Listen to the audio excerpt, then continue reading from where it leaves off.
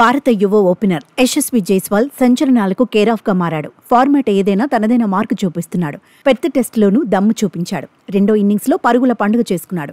కెరియర్లో 4వ సెంచరీని సాధించాడు. ఆ తర్వాత మరింత దూకుడు చూపించాడు. పరిస్థితులకు తగినట్టుగా బ్యాటుకు పని చెప్పాడు. చూస్తుండగానే 150 పరుగుల మార్కును టచ్ చేశాడు. పెర్త్లో మొత్తంగా 297 బంతులు ఎదుర్కొన్న యశస్వి జైస్వాల్ 161 పరుగులు సాధించాడు.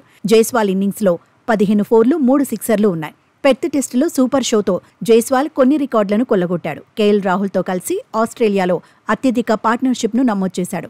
రెండో ఇన్నింగ్స్లో జైస్వాల్ రాహుల్ జోడీ తొలి వికెట్కు 201 పరుగులు సాధించింది. టెస్ట్ కెరియర్లో తొలి 4 సెంచరీలను 150 పరుగుల మార్కును దాటించాడు. 23 ఏళ్ల కంటే ముందే ఈ ఘనతను అందుకున్న బ్యాటర్స్లో మరో ఇద్దరితో కలిసి 2వ స్థానంలో నిలిచాడు.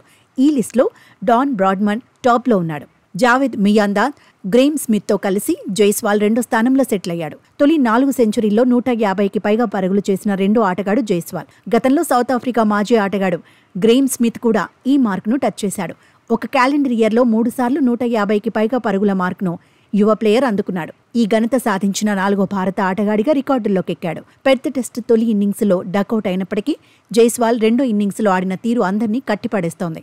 ఆసీస్లో ఆడిన తొలి టెస్టులోనే సెంచరీ సాధించిన ఘనతను జైస్వాల్ తన ఖాతాలో వేసుకున్నాడు. ఈ క్యాలెండర్ ఇయర్లో యువ ప్లేయర్ 35 సిక్స్లు కొట్టాడు. ఒక క్యాలెండర్ ఇయర్లో ఎక్కువ సిక్స్లు సాధించిన ఆటగాడిగా చరిత్ర సృష్టించాడు. న్యూజిలాండ్ మాజీ ఆటగాడు మెకల్లమ్ పేరిట ఉన్న రికార్డును బ్రేక్ చేశాడు. తొలి 15 టెస్టుల్లో జైస్వాల్ 1568 పరుగులు సాధించాడు.